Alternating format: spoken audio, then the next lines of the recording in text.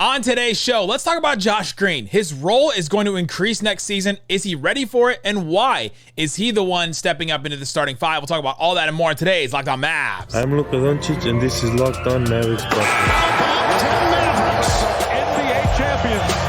Bang! It's good, and the Mavericks have won the game. If you don't believe, you shouldn't be here. Loyalty never fades away. And welcome. You are locked on to the Dallas Mavericks. My name is Nick Angstadt, media member and NBA channel manager for the Locked On Podcast Network, your team every day. Thanks for being part of the show, making Locked On Mavs your first listen every day. Join the Raccoon Squad, be an everyday, or subscribe or follow for free. Just search Locked On Mavericks wherever you get your podcasts or on YouTube. But the best way you can help us grow the show is to listen every day and to comment anything below. Let us know in the comment section, what next step do you want Josh Green to take? Do you want him to be better as three-point shooter, better defender? Do you want him to step up into the starting role? Do you want him to be a closer? Anything goes in the comment section. This episode is brought to you by FanDuel Sportsbook, official sportsbook partner of Locked On. Make every moment more. Visit FanDuel.com/LockedOn today to get started. And if you want to support the show, text us, get text alerts from us on Mavs rumors. We were texting all this weekend, sending info about Dirk's Hall of Fame, sending pictures, sending the exact moment that Dirk is about to talk so you don't have to watch the whole rest of it. If you're interested in stuff like that, we'll text you straight to your phone. Subscribe to our subtext. Again, it supports the show. Isaac Harris recovering from his grand adventure going to the Hall of Fame. If you haven't yet, go to our YouTube channel. Even if you don't watch us on YouTube, go to our YouTube channel and go to Shorts and watch all the shorts Isaac did, because just a great glimpse of all the stuff that he saw at the Hall of Fame, at the red carpet. Like, the amount of NBA personnel and people that he saw at the red carpet was amazing. So go check out all that kind of stuff on our YouTube Shorts. And so I want to talk about Josh Green today.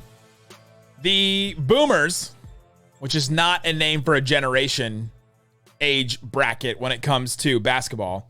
The Boomers is the Australian national team, is what they call themselves. Aussie. I enjoyed that. They're going to start their FIBA preparation games today, tomorrow, ? It's like at 2:30 a.m. Central Texas time. I don't think I'm going to get up to watch this preparation game. I'm going to see if I can watch it after the fact. And if I am able to watch it, I'll do a quick episode on it. But we have not been able to find these games. I even asked a source from ESPN Australia. The source is Kane Pittman of Locked On Bucks. But I asked him, I was like, how are you watching this game tomorrow? And he's like, I don't really even know. So we're trying to figure out if we can watch them. If you have a way, let me know. Subtext me, comment, anything. I've tried that courtside site. It doesn't seem to be working for the Australian games. But anyway, we'll find a way. But Josh Green's starting to play for them. And I asked Kane, him, is he going to have a role on this team? Is Josh Green going to actually play? And he said, he's a lock. He's a lock to play on this team, which was not the case in the Olympics a couple of years ago. He was playing 6 minutes, 3 minutes a game, not much for that team that went and won bronze.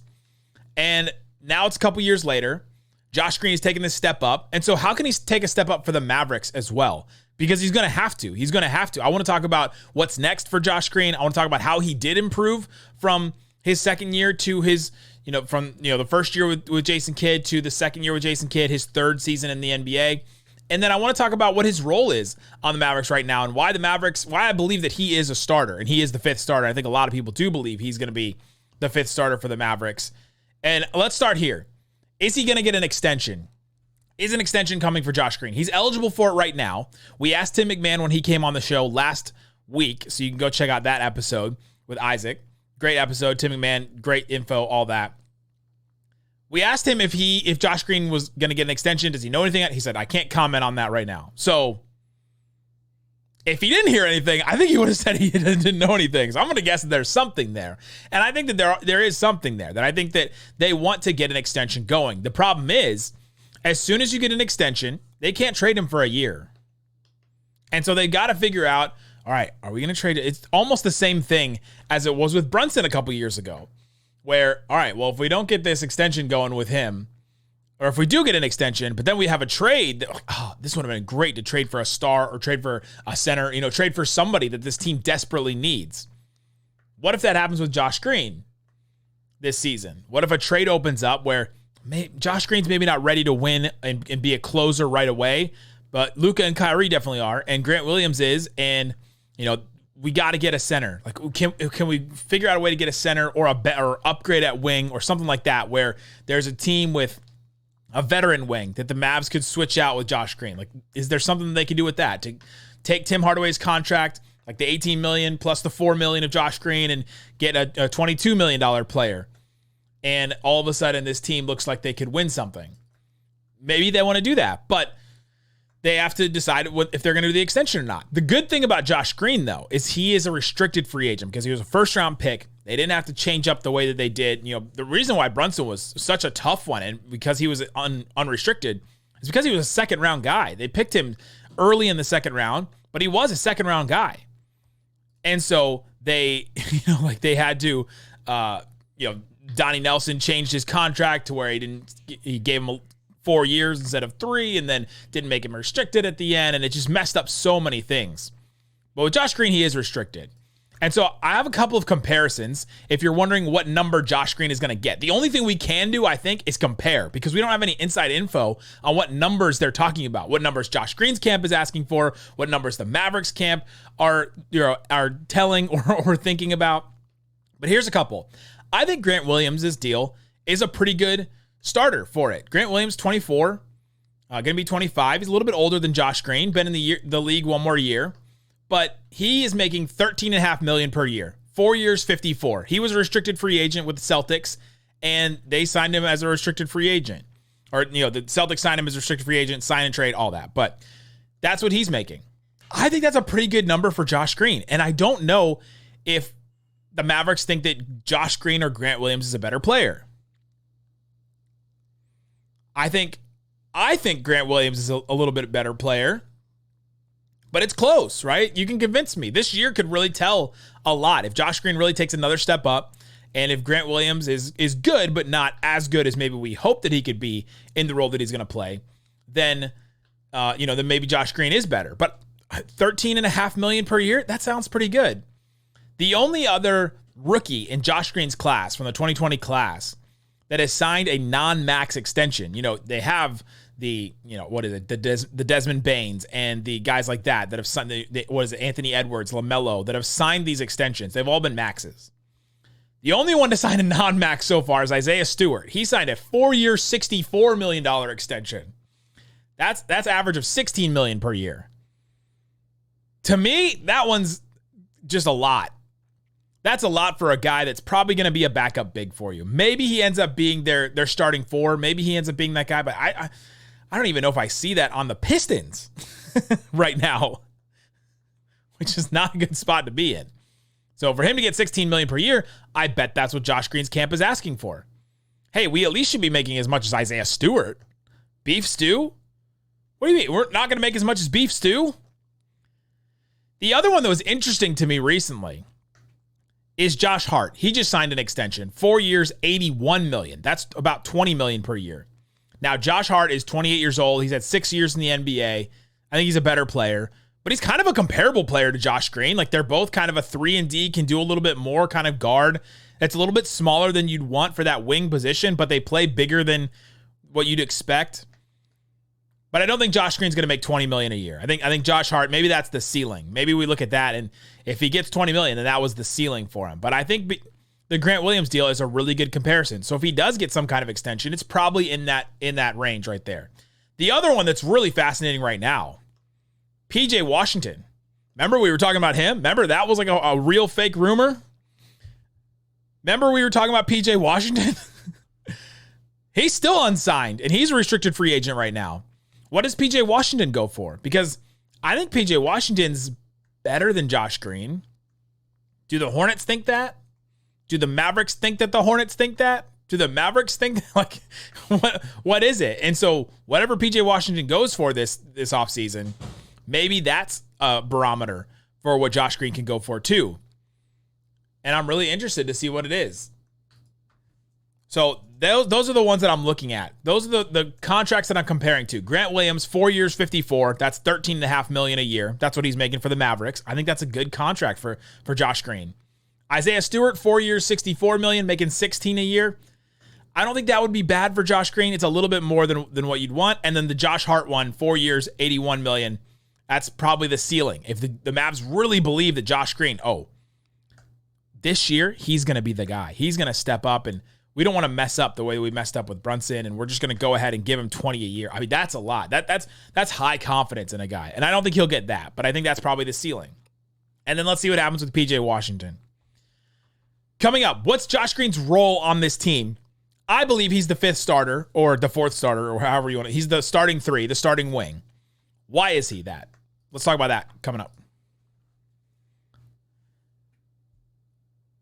But before we do, let me tell you about FanDuel. FanDuel has you covered all throughout football season. The teams are starting to play preseason games. I think they had a red zone for preseason the other day, which is wild to me. But they have them started right now. So go check out FanDuel. Football season's about to kick off. FanDuel is giving you the chance to win all season long, because right now you can bet on a Super Bowl winner and you get bonus bets every time they win in the regular season. Go check it out. Pick your team, the Cowboys, the Bengals, whoever you want to pick. And every time they win in the regular season, you'll get bonus bets that you can use on spreads, player props, over, under, and more. That's a great, great deal. Visit FanDuel.com/lockedon and start earning bonus bets with America's #1 sportsbook. That's FanDuel.com/lockedon.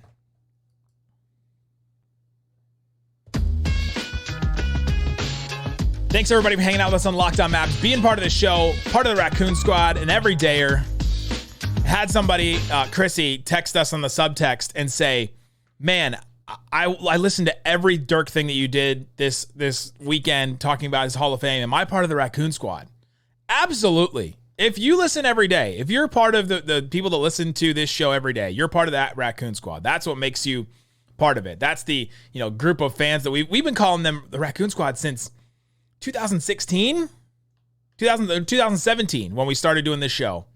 That's crazy. So welcome, Chrissy, and welcome all of you to the squad. All right. Josh Green, what's his role in the Mavericks? He's a starter to me. And I think there's a couple of reasons why he's a starter. Number one, who are the other options at 3? Grant Williams is already starting at the 4. It's Luka, it's Kyrie at the guard spots. It's Grant Williams at the 4. He's just better as a 4. And the options at 4 are kind of worse than the options at wing, too. It'd either be Grant Williams or Maxey, Omax. That's kind of it. And so Grant Williams is your starting 4. And then Dwight Powell is probably your starting center, but Josh not, they'd have to have a center. So it's not going to be Josh, Grant Williams, Luka, Kyrie, and somebody else. There's going to be a center. So it has to be a center. Grant Williams is already starting at 4. Your other options for the 3. It's Josh Green, Tim Hardaway Jr., Derek Jones Jr., who we talked about last week. We did a full episode on him, so if you want to listen to that one, I recommend going back to that. Omax, rookie. We'll see what Jason Kidd thinks about him. I think he's going to push Jason Kidd's, maybe not his patience, but he's going to force his hand for sure. Dante Exum is kind of sneaky. His other Aussie teammate. He's 6'6", and overseas over the last couple of years, he's added a 3-point shot.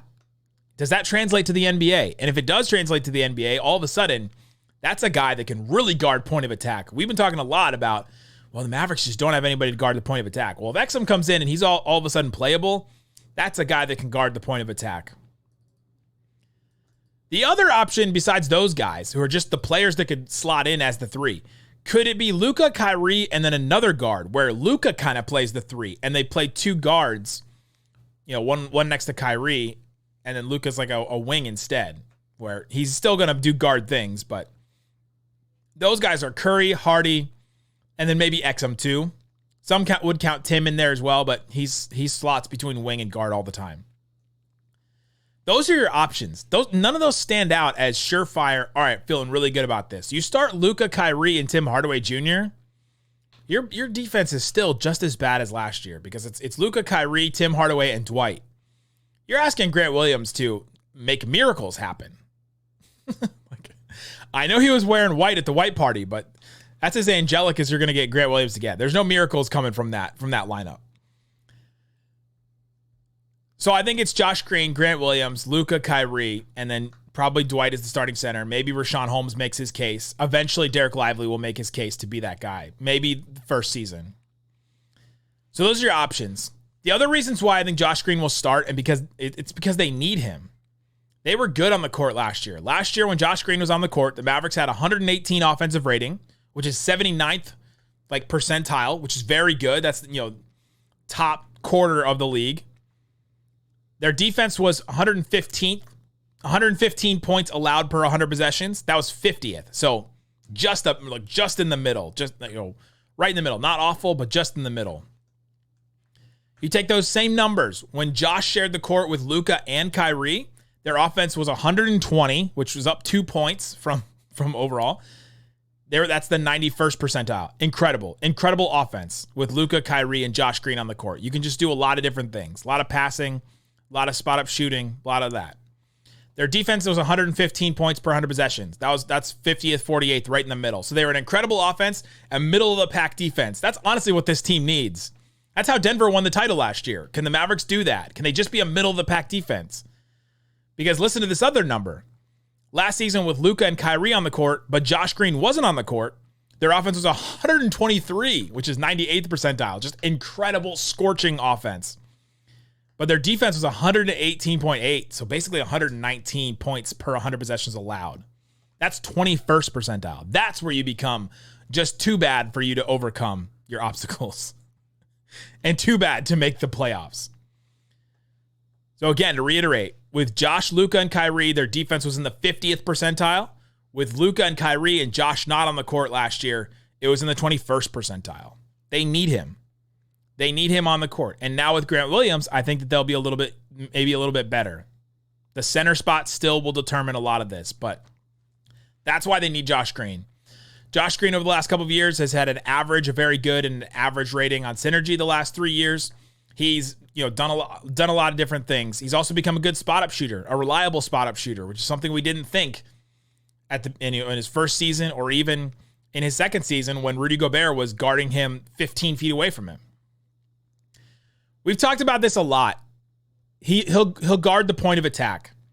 And the point of attack is the guard that handles the ball. He'll guard the point guards. He'll guard the guys that are initiating the offense. He'll guard the guard that's running a pick and roll. He'll basically guard the Lukas and Kyries of the other teams.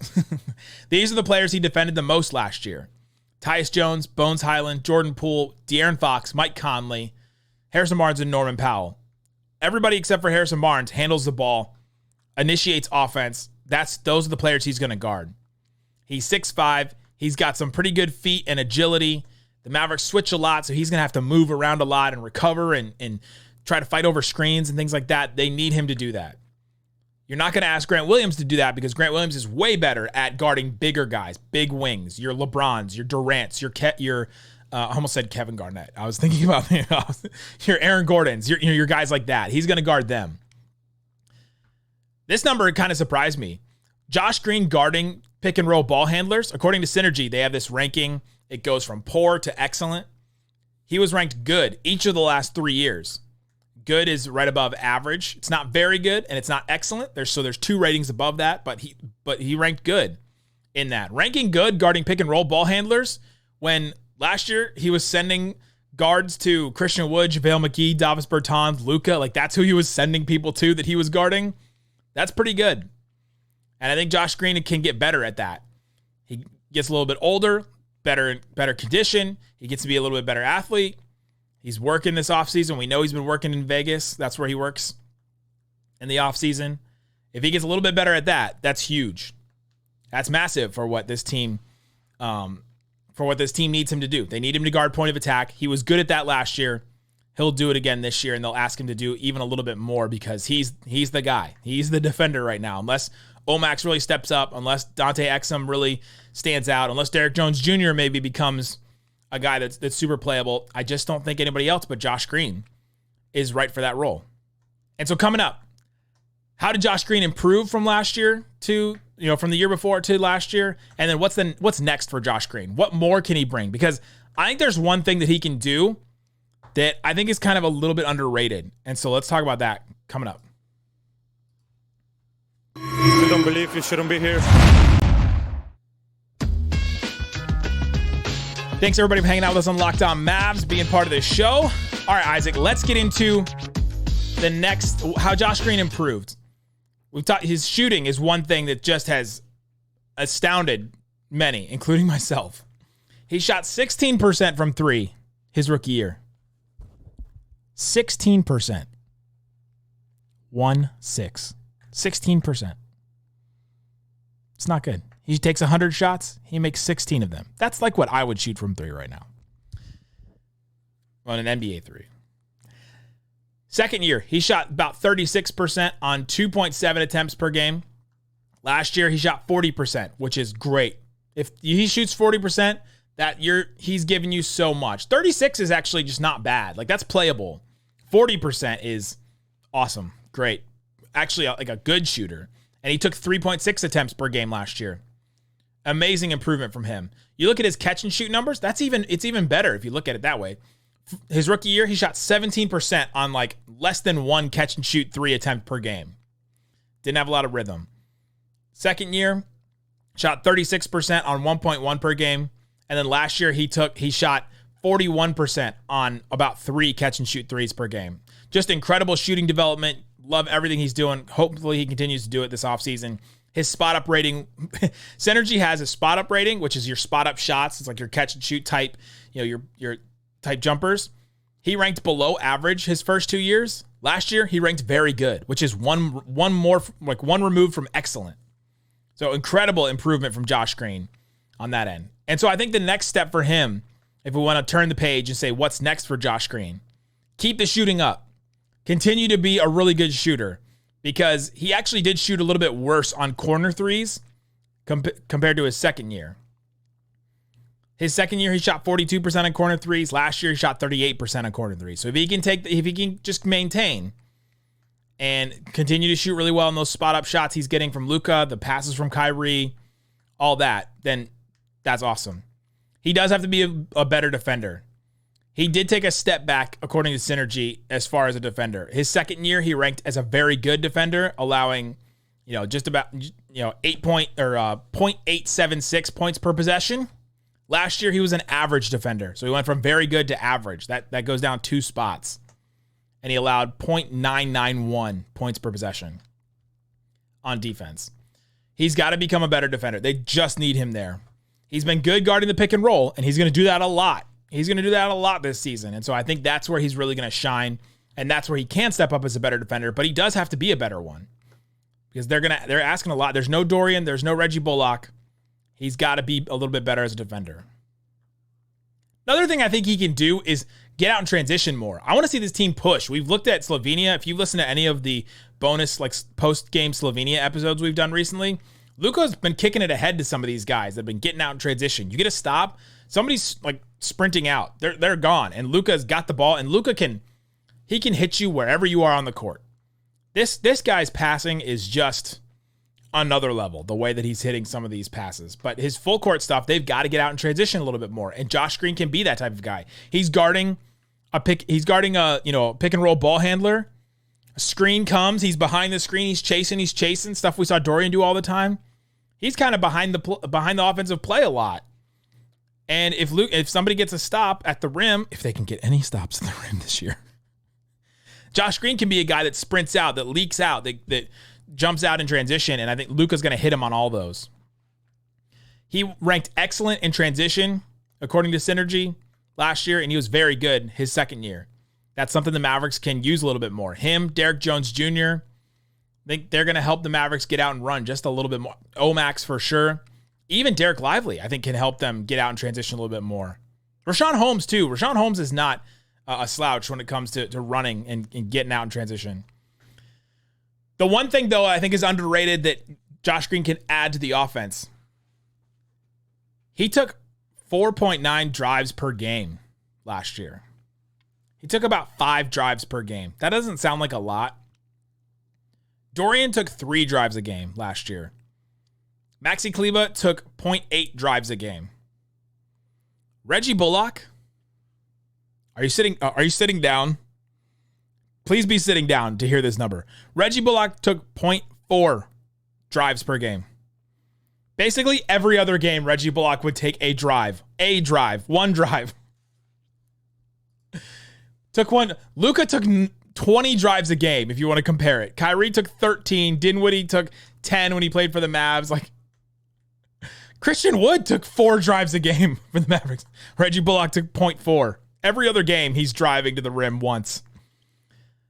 Josh Green taking 5 drives a game. Grant Williams took a couple of drives a game last year too. Adding that extra element to the offense is going to make them less predictable, going to make them less stagnant. It's something that they really absolutely need. And in those drives, here's one area that's even, let's take a step down even further into the depths of nerdiness too. This is something I think Josh Green can really add to this team. He ranked excellent in 33 pick and roll ball handler possessions. That's not a lot. 33 is not a lot, but they still had him run pick and roll 33 times last year, and he ranked excellent.